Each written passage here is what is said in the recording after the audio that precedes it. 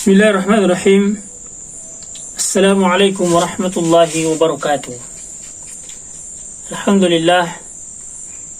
Alhamdulillahi rabbil alamin. Wabihi nasta'inu ala umuri dunya waddin. Wassalatu wassalamu ala asrafil anbiya'i wal mursalin, Sayyidina wa maulana Muhammadin sallallahu alaihi wasallam wa ala alihi wa man tabi'ahum bi ihsanin ila yaumil qiyamah. Amma ba'd. Alhamdulillah, kita bersyukur kepada Allah Subhanahu wa taala atas segala nikmat dan karunia yang tak henti-hentinya diberikan kepada kita semua. Kita bersalawat atas Rasulullah Muhammad sallallahu alaihi wasallam yang telah mengantar manusia dari peradaban jahiliyah, peradaban kebodohan, menuju kepada peradaban yang mulia, peradaban ilmu. Saudara sekalian yang dimuliakan Allah Subhanahu wa taala, adalah kita sekarang ini berada di satu zaman, di satu kondisi dan keadaan yang penuh dengan fitnah, penuh dengan ujian dan cobaan. Tentu bagi kita kaum muslimin, orang-orang yang bersyahadat kepada Allah Subhanahu wa taala, zaman ini adalah zaman sebagaimana yang disebutkan di dalam agama kita, zaman yang penuh dengan fitnah, zaman yang kebenaran dan kesalahan itu diputar balikkan. Kalau dia adalah sebuah kebenaran, maka dia dianggap sesuatu yang aneh, dianggap sesuatu yang asing, sehingga kemudian kebenaran itu diupayakan, diusahakan agar supaya dia menjadi sesuatu yang ditolak oleh masyarakat, karena dianggap sesuatu yang tidak seharusnya atau tidak layak untuk diterima. Dan sesuatu yang salah disebutkan secara berulang, disebutkan secara terus-menerus, sehingga seakan-akan dia menjadi sebuah kebenaran. Sehingga yang terjadi adalah kebenaran dianggap sesuatu yang asing, yang aneh, dan kesalahan dianggap sebagai sesuatu yang layak dan harus diterima oleh masyarakat. Padahal kebenaran itu datang dari Allah Subhanahu wa taala. Tetapi demikianlah yang harus kita tahu dan harus kita ketahui, bahwa sesungguhnya dahulu Islam datang dalam keadaan asing, dianggap aneh, sehingga sulit diterima oleh masyarakat, khususnya masyarakat Arab pada saat itu. Begitulah yang disebutkan oleh Rasulullah sallallahu alaihi wasallam, badal Islamu ghariban, Islam itu datang dalam keadaan asing. Dia adalah sebuah konsep, sesuatu yang datang di tengah-tengah masyarakat,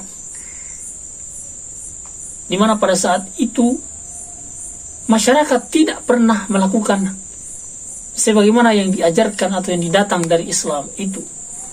Karena peradaban manusia pada saat itu adalah peradaban yang jauh dari kebenaran itu, peradaban yang mengantar manusia kepada lembah kehinaan.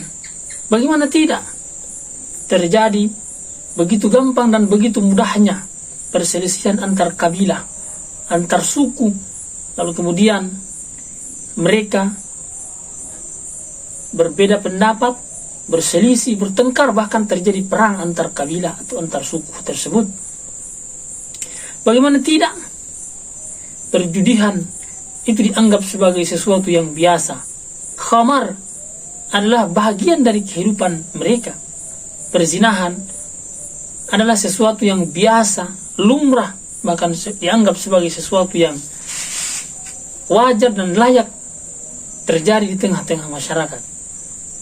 Demikianlah Islam datang mengajarkan kepada masyarakat pada saat itu, di mana Rasulullah Sallallahu Alaihi Wasallam diutus oleh Allah Subhanahu Wa Taala untuk merubah semua itu 180 derajat.